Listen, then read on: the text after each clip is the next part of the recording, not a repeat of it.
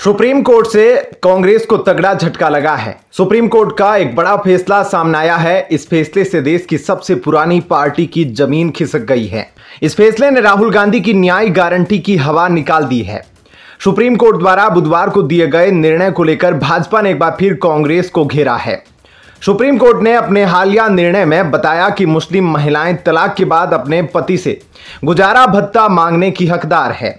इस फैसले को लेकर भाजपा ने कांग्रेस पर हमला बोलते हुए विवादास्पद शाहबानो मामले का हवाला दिया और कहा कि कांग्रेस की सरकार में राजीव गांधी ने संविधान के ऊपर शरिया को प्राथमिकता दी थी। भाजपा प्रवक्ता और राज्यसभा सांसद सुधांशु त्रिवेदी ने आज कहा कि सर्वोच्च न्यायालय ने संविधान के लिए सबसे बड़े खतरों में से एक को समाप्त कर दिया है। उन्होंने कहा, जब भी कांग्रेस सत्ता में रही है, संविधान खतरे में रहा है। यह राजीव गांधी सरकार का ऐसा फैसला था जिसने संविधान पर शरिया को प्राथमिकता दी। कांग्रेस सरकार के दौरान संविधान की जो प्रतिष्ठा कुचली गई थी, उसे इस आदेश ने बहाल किया है। इस फैसले ने संविधान के लिए सबसे बड़े खतरों में से एक को खत्म कर दिया। सुधांशु त्रिवेदी ने कहा कि सुप्रीम कोर्ट के फैसले को धर्म के नजरिए से नहीं देखा जाना चाहिए। उन्होंने कहा कि यह सम्मान अधिकारों का मुद्दा है। उन्होंने दावा किया कि ऐसा कोई धर्मनिरपेक्ष राज्य नहीं जहां हलाला, 3 तलाक और हज सब्सिडी जैसे शरिया प्रावधानों की अनुमति हो। त्रिवेदी ने कहा कि कांग्रेस सरकार ने भारत को आंशिक इस्लामिक राज्य में बदल दिया। वहीं मुस्लिम महिलाओं के भरण पोषण के फैसले की उपराष्ट्रपति और राज्यसभा अध्यक्ष जगदीप धनखड़ ने सराहना की। उन्होंने इस फैसले को बड़ा कदम बताते हुए कहा कि सहायता धर्म से परे न्याय संगत होनी चाहिए। उल्लेखनीय है कि 1985 में सुप्रीम कोर्ट ने तलाक के बाद साहबानों की पति से गुजारा भत्ता मांगने की याचिका मंजूर कर ली थी। हालांकि तत्कालीन कांग्रेस सरकार ने इस फैसले को पलटने के लिए संसद में कानून पारित कर दिया। सुप्रीम कोर्ट ने बुधवार को फैसला सुनाते हुए जस्टिस बीवी नागरत्ना और जस्टिस ऑगस्टिन जॉर्ज मसीही की बेंच ने यह फैसला दिया है। दोनों जजों ने अलग अलग फैसला सुनाया है, लेकिन दोनों की राय एक ही थी। दोनों जजों ने अपने फैसले में कहा कि सीआरपीसी की धारा 125 के तहत तलाकशुदा मुस्लिम महिला अपने पूर्व पति से गुजारा भत्ता पाने की याचिका दायर करने की हकदार है। कोर्ट ने कहा, यह नियम सभी विवाहित महिलाओं पर लागू होता है, चाहे उनका धर्म कुछ भी हो। न्यायमूर्ति बीवी नागरत्ना और न्यायमूर्ति ऑगस्टिन जॉर्ज मसीही की पीठ ने कहा कि मुस्लिम महिला तलाक पर अधिकारों का संरक्षण अधिनियम 1986 धर्मनिरपेक्ष कानून पर हावी नहीं होगा। उन्होंने इस बात पर जोर दिया कि गुजारा भत्ता कोई दान नहीं है, बल्कि यह सभी विवाहित महिलाओं का अधिकार है। फिलहाल इस खबर में इतना ही। बाकी अपडेट के लिए बने रहिए लाइव टीवी न्यूज के साथ। कांग्रेस नेता राहुल गांधी, शिवसेना यूबीटी नेता उद्धव ठाकरे, आदित्य ठाकरे, संजय राउत और यूट्यूबर ध्रुव राठी के खिलाफ अवमानना की कार्यवाही की मांग को लेकर बॉम्बे हाईकोर्ट में याचिका दायर की गई है। इस याचिका में इन नेताओं के खिलाफ ईवीएम को लेकर झूठी कहानियां फैलाने और जनता में भ्रम पैदा करने का आरोप लगाया गया है। याचिका में कहा गया है कि उक्त लोगों ने अपने छिपे लक्ष्यों की प्राप्ति के लिए ईवीएम को लेकर अलग अलग धारणाएं बनाई और लोगों को गुमराह कर नागरिकों को गलत तरीके से प्रभावित किया। लाइव लॉ की रिपोर्ट के मुताबिक याचिकाकर्ता ने आरोप लगाया कि ध्रुव राठी और अन्य लोग लगातार फेक न्यूज फैलाकर आम जनता को भ्रमित कर रहे हैं। यह उनकी आदत में शुमार है। ऐसा करना नीलेश नवलखा बनाम भारत संघ 2021 में बॉम्बे हाईकोर्ट के आदेश का उल्लंघन है। उक्त आदेश में मीडिया को मीडिया ट्रायल का सहारा लेने से बचने के लिए दिशा निर्देश दिए गए थे। याचिका के अनुसार राहुल गांधी, ध्रुव राठी समेत सभी आरोपितों ने उस आदेश का उल्लंघन किया है, जिसमें कोर्ट ने कहा था कि जिन मामलों की सुनवाई चल रही हो, उस पर कोई राय बनाकर जनता के बीच गलत बातें फैलाने पर आपराधिक अवमानना की श्रेणी में आएगा। ऐसा करना कोर्ट की अवमानना अधिनियम की धारा 2C के तहत दंडनीय अपराध है। इस मामले की सुनवाई बॉम्बे हाईकोर्ट में जस्टिस श्याम चांडक और जस्टिस मोहिते डेरे की बेंच में हुई। जिसमें याचिकाकर्ता ने कोर्ट की अवमानना अधिनियम 1971 की धारा 2B और 12 के तहत राहुल गांधी, उद्धव ठाकरे, ध्रुव राठी, आदित्य ठाकरे और संजय राउत के खिलाफ कार्रवाई की मांग की। इसके अलावा याचिकाकर्ता ने हाईकोर्ट से पुलिस को आईपीसी की धारा 192, 193, 107, 409, 120B और 34 के तहत लंबित जांच के संबंध में सार्वजनिक मशीनरी का दुरुपयोग करने और झूठे सबूत बनाने के लिए उपरोक्त लोगों के खिलाफ एफआईआर दर्ज करने का निर्देश देने का भी अनुरोध किया। याचिकाकर्ता ने अपनी याचिका में सीबीआई, आईबी और ईडी सहित विशेष जांच दल एसआईटी के गठन की भी मांग की है, ताकि राहुल गांधी, ध्रुव राठी, उद्धव ठाकरे व अन्य लोगों की छिपी मंशा की जांच की जा सके। इस दौरान याचिकाकर्ता ने जस्टिस रेवती मोहिते डेरे से इस मामले की सुनवाई से अलग होने की अपील की, क्योंकि जस्टिस डेरे की बहन शरद पवार की एनसीपी से जुड़ी हुई है। हालांकि पीठ ने इस मामले की सुनवाई करने से इनकार कर दिया, साथ ही कहा कि इसे गलत तरीके से उसके समक्ष रखा गया। याचिकाकर्ताओं से कहा गया कि वे चीफ जस्टिस से संपर्क करें और अपनी याचिका को उचित पीठ के समक्ष सूचीबद्ध करने का अनुरोध करें। दरअसल मिड डे अखबार ने 16 जून 2024 को एक खबर छापी थी, जिसमें ईवीएम मशीन को ओटीपी के जरिए अनलॉक करने का दावा किया गया था। विपक्षी नेताओं ने उसका इस्तेमाल देश के लोकतंत्र पर सवाल खड़ा करने के लिए किया।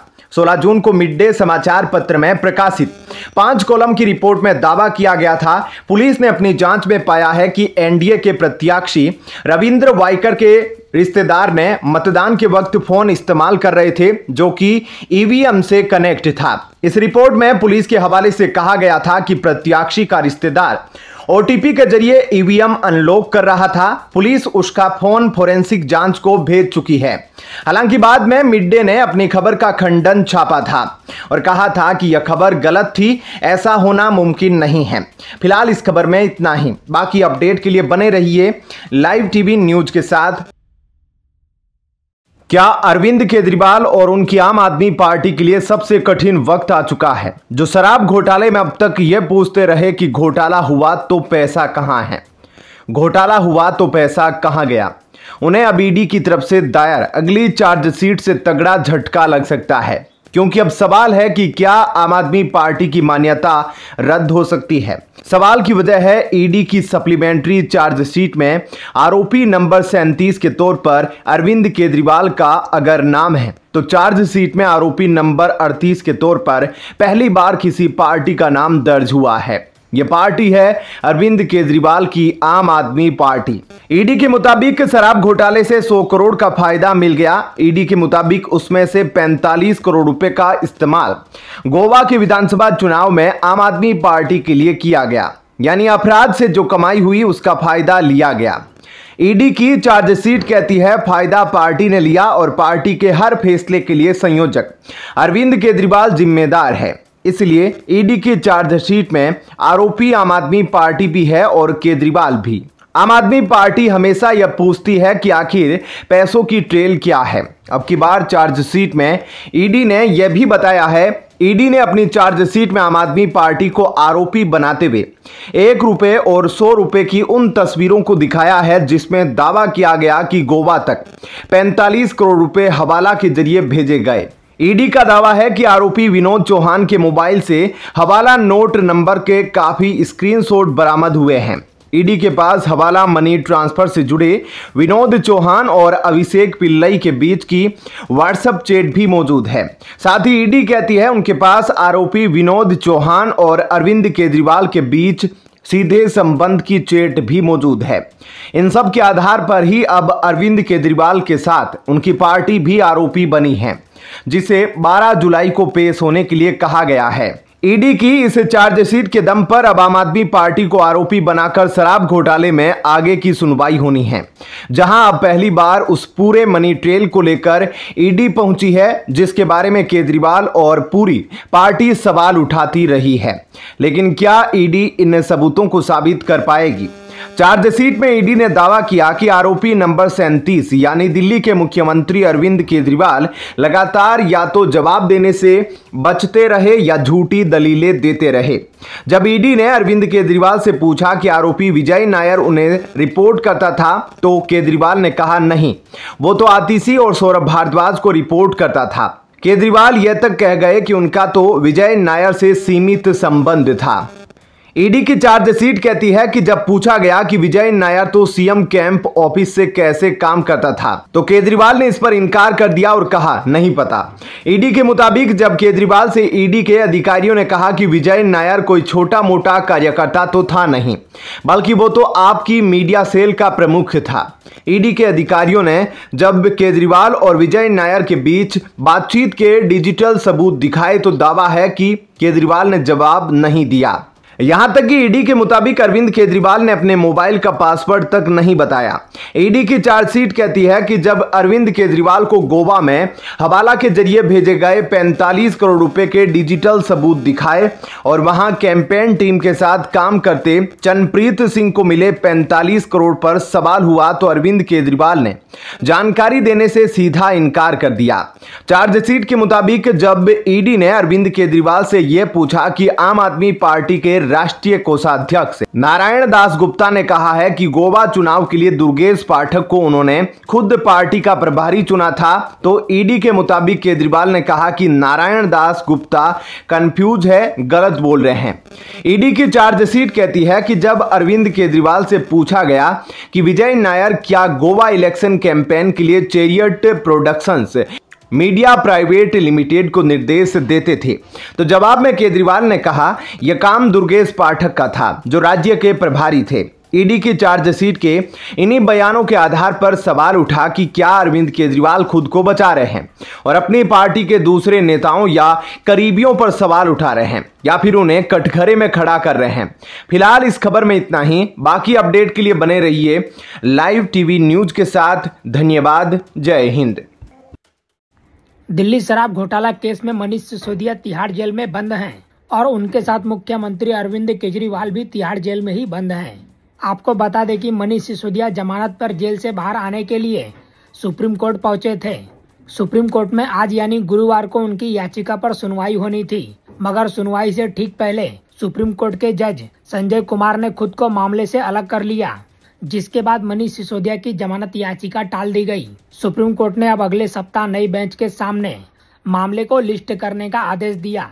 दिल्ली के पूर्व डिप्टी सीएम मनीष सिसोदिया फरवरी 2023 से जेल में बंद हैं। सुप्रीम कोर्ट के न्यायाधीश संजय कुमार ने गुरुवार को मनीष सिसोदिया की याचिका पर सुनवाई से खुद को अलग कर लिया, जिसमें आबकारी नीति घोटाले में उनकी जमानत याचिका को पुनर्विचार करने की मांग की गई थी। न्यायमूर्ति संजीव खन्ना, संजय करोल और संजय कुमार की पीठ ने कहा कि एक अन्य पीठ जिसके सदस्य न्यायमूर्ति कुमार नहीं है, आबकारी नीति घोटाले मामले में ईडी और सीबीआई द्वारा दायर मामले में उनकी जमानत याचिका को पुनर्विचार करने के लिए मनीष सिसोदिया की दो अलग अलग याचिकाओं पर विचार करेगी। वहीं जैसे ही मामले की सुनवाई शुरू होती, न्यायमूर्ति खन्ना ने कहा कि हमारे भाई को कुछ परेशानी है, वह व्यक्तिगत कारणों से इस मामले की सुनवाई नहीं करना चाहेंगे। मनीष सिसोदिया की ओर से पेश कांग्रेसी अधिवक्ता अभिषेक मनु सिंघवी ने पीठ से मामले को तत्काल सूचीबद्ध करने का अनुरोध किया और कहा कि समय बहुत महत्वपूर्ण है। उन्होंने गिड़गिड़ाते हुए कहा, दोनों मामले में अभी तक सुनवाई शुरू भी नहीं हुई है। उधर पीठ ने कहा, दूसरी पीठ 15 जुलाई को इस पर विचार करेगी। 4 जून को शीर्ष अदालत ने दिल्ली शराब घोटाले के संबंध में सीबीआई और ईडी द्वारा दर्ज मामले में सिसोदिया की जमानत याचिका पर विचार करने से इनकार कर दिया था। सिसोदिया ने पहले दिल्ली हाई कोर्ट के 21 मई के फैसले को चुनौती देते हुए शीर्ष अदालत का रुख किया था, जिसमें 2 केंद्रीय एजेंसियों द्वारा जांच के मामले में उनकी जमानत याचिका को खारिज कर दिया गया था। आप नेता ने उच्च न्यायालय में एक निचली अदालत के 30 अप्रैल के आदेश को चुनौती दी थी, जिसमें उनकी जमानत याचिका को खारिज कर दिया गया था। वहीं पिछले साल 30 अक्टूबर को सुप्रीम कोर्ट ने शराब घोटाले से संबंधित भ्रष्टाचार और धन शोधन मामले में मनीष सिसोदिया को जमानत देने से इनकार कर दिया था, जिसमें कहा गया था कि थोक शराब डीलरों को 338 करोड़ रुपए के अप्रत्याशित लाभ का आरोप सबूतों द्वारा स्थायी रूप से समर्थित था। शराब घोटाले में मनीष सिसोदिया की भूमिका के लिए 26 फरवरी 2023 को सीबीआई ने मनीष सिसोदिया को गिरफ्तार किया था। 9 मार्च 2023 को ईडी ने भी सीबीआई के एफआईआर से जुड़े मनी लॉन्ड्रिंग मामले में उन्हें गिरफ्तार किया। उन्होंने 28 फरवरी 2023 को दिल्ली कैबिनेट से इस्तीफा दे दिया था। फिलहाल इस खबर में इतना ही। बाकी की अपडेट के लिए बने रहिए लाइव टीवी न्यूज के साथ। हरियाणा में हुए हाल ही में लोकसभा चुनाव में यहां की कुल 10 सीटों में से भाजपा और कांग्रेस को 5-5 सीटें मिली हैं। कुल मिलाकर कहें तो कांग्रेस का शानदार प्रदर्शन रहा। इसी साल प्रदेश में विधानसभा चुनाव भी होने हैं, लेकिन उससे पहले कांग्रेस को सोनीपत जिले से बड़ा झटका लगा है। हरियाणा में विधानसभा चुनाव से पहले कांग्रेस को बड़ा झटका लगा है। दरअसल सोनीपत नगर निगम मेयर निखिल मदान कांग्रेस का हाथ छोड़कर भाजपा का दामन थाम लिया है। इसको लेकर उन्होंने प्रदेशाध्यक्ष उदय भान को अपना इस्तीफा भेज दिया है। आज ही वह दिल्ली के हरियाणा भवन में आयोजित एक कार्यक्रम में बीजेपी का सदस्यता ग्रहण कर ली है। निखिल पूर्व मुख्यमंत्री भूपेंद्र हुड्डा और उनके बेटे दीपेंद्र हुड्डा के खास माने जाते हैं। सोनीपत के कांग्रेसी विधायक सुरेंद्र पवार से काफी दिन से मेयर मदन की अनबन चल रही थी। दोनों एक दूसरे के कार्यक्रम से दूरी बना रहे थे। बता दें कि कांग्रेस नेता निखिल मदान वर्ष 2020 में नगर निगम के मेयर का चुनाव जीता और सोनीपत के पहले मेयर बने थे। उन्होंने भाजपा के वरिष्ठ नेता ललित बत्रा को 13,817 वोट से हराया था। निखिल की यह जीत प्रदेश में चर्चा का विषय बनी थी, जिसके बाद आज वो बीजेपी का दामन थाम लिए हैं। बताया जा रहा है कि आगामी विधानसभा चुनाव में भाजपा से उनको टिकट भी मिल सकता है। कांग्रेस के युवा नेता निखिल मदान ने वर्ष 2020 में राजनीति में कदम रखने के बाद नगर निगम के मेयर का चुनाव जीता और सोनीपत के पहले मेयर बने थे। हालांकि लंबे समय से निखिल मदान के भाजपा में जाने की चर्चा थी। वह हर बार इसको मात्र अफवाह कहकर टाल देते थे। बताया जा रहा है कि निखिल के भाजपा में शामिल होने की पटकथा पूर्व मुख्यमंत्री मोहनलाल के केंद्र में मंत्री बनने के बाद से लिखी जाने लगी और इसे अब सिर चढ़ाया जा रहा है। फिलहाल इस खबर में इतना ही। बाकी अपडेट के लिए बने रहिए लाइव टीवी न्यूज के साथ। राहुल गांधी द्वारा हाल ही में लोकसभा के अंदर और बाहर दिए जा रहे कुछ वक्तव्यों के गहराई से विश्लेषण करने की आवश्यकता है।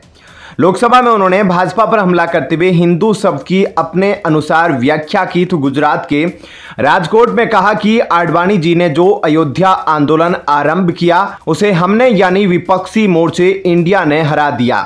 शायद राहुल गांधी के रणनीतिकार और सलाहकार उन्हें समझा रहे हैं कि संघ भाजपा और मोदी के प्रति हमलावर वक्तव्यों से कांग्रेस को चुनाव में लाभ मिला है, इसलिए आगे और हमलावर बनना है। राजनीति में विरोधियों की विचारधारा को नकार कर अपनी विचारधारा स्थापित करने की कोशिश असामान्य नहीं है, किंतु यह विषय केवल सामान्य राजनीतिक विचारधारा का नहीं, हिंदुत्व और राम जन्मभूमि आंदोलन निर्दलीय राजनीति का विषय है, न केवल भाजपा का। क्या फैजाबाद संसदीय क्षेत्र से भाजपा उम्मीदवार की पराजय अयोध्या आंदोलन की पराजय है? यह ठीक है कि रामलला की प्राण प्रतिष्ठा के बाद अगर भाजपा का उम्मीदवार फैजाबाद से पराजित हुआ तो निश्चित रूप से अनेक प्रश्न पैदा होंगे, लेकिन राहुल गांधी के रणनीतिकारों को या तो अयोध्या आंदोलन और उसके महत्व का ज्ञान और एहसास नहीं है, या फिर वे राजनीतिक लाभ के लिए इसे अत्यंत छोटा और भाजपा तक सीमित करने की रणनीति अपना रहे हैं। न अयोध्या आंदोलन लाल कृष्ण आडवाणी ने आरंभ किया और न ही उनके बैठ जाने से यह समाप्त हुआ। उच्चतम न्यायालय के फैसले से यह भी स्पष्ट है कि यह आंदोलन अंग्रेजों के समय और उसके पहले भी था तथा आजादी के बाद न्यायिक सहित कई स्तरों पर जारी रहा। भाजपा ने न केवल यह तय किया था कि इस आंदोलन को धार देने के लिए हमें प्रमुख कार्यकर्ताओं में इसे शामिल करना चाहिए और इसी कारण सोमनाथ से अयोध्या तक आडवाणी जी की रथ यात्रा निश्चित हुई। इस समय विपक्ष की रणनीति अयोध्या पर भाजपा के विचार और व्यवहार को परास्त सिद्ध करने की है। फैजाबाद से सपा सांसद अवधेश प्रसाद को लोकसभा में आगे बैठाकर विपक्ष भाजपा के अंदर सतत पराजय का भाव स्थापित करने के साथ आम लोगों के जहन में भी इसे बनाए रखने की रणनीति अपना रहा है। भारतीय लोकतंत्र की समस्या यह है कि दलीय और वोट की राजनीति की दृष्टि से राजनीतिक दल कई बार इतने नीचे स्तर तक उतरते हैं कि हम उसकी कल्पना भी नहीं कर सकते। संकीर्ण राजनीतिक कारणों से विरोधियों की कोशिश है कि हिंदुओं के अंदर किसी तरह हीन ग्रंथि पैदा की जाए।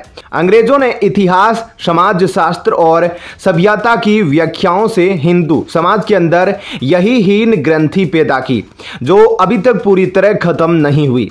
इस समय भारत अंतर्राष्ट्रीय फलक पर भी अपना स्वाभाविक चरित्र थोड़ा थोड़ा दिखाने में लगा है और इससे दुनिया की अनेक शक्तियों को परेशानी हुई है। दूसरी ओर कांग्रेस सहित अनेक दलों को चुनावी राजनीति में वैसे हाशिए पर जाना पड़ा जिसकी उन्होंने कल्पना नहीं की थी। इसलिए संसद में कही गई राहुल गांधी की बात या अयोध्या आंदोलन को हराने का वक्तव्य पूरे समाज को फिर से हीन ग्रंथि का शिकार बनाने की कोशिश है। आगे ऐसे और भी बयान आएंगे क्योंकि राहुल और उनके रणनीतिकारों की समझ अयोध्या आंदोलन के बारे में अत्यंत ही सतही है। यदि विपक्ष यह सोच रहा है कि एक विशेष निर्वाचन क्षेत्र में विजय प्राप्त कर उसने पूरे अयोध्या आंदोलन को परास्त कर दिया तो यह उसका दम्भ है। क्या फैजाबाद लोकसभा क्षेत्र से भाजपा की उम्मीदवार की करीब 55,000 मतों से पराजय को पूरे आंदोलन की पराजय मान लिया जाए? यह भी ध्यान रहे तो बेहतर कि मंदिर निर्माण आंदोलन अयोध्या तक सीमित आंदोलन नहीं था। यह संपूर्ण भारत और विश्व भर के हिंदुओं का आंदोलन था। चुनाव में कई कारकों से जीत और हार होती है। उसका किसी आंदोलन के समर्थन या विरोध के रूप में मूल्यांकन अपने आप में दोषपूर्ण है। फिलहाल इस खबर में इतना ही। बाकी अपडेट के लिए बने रहिए लाइव टीवी न्यूज के साथ।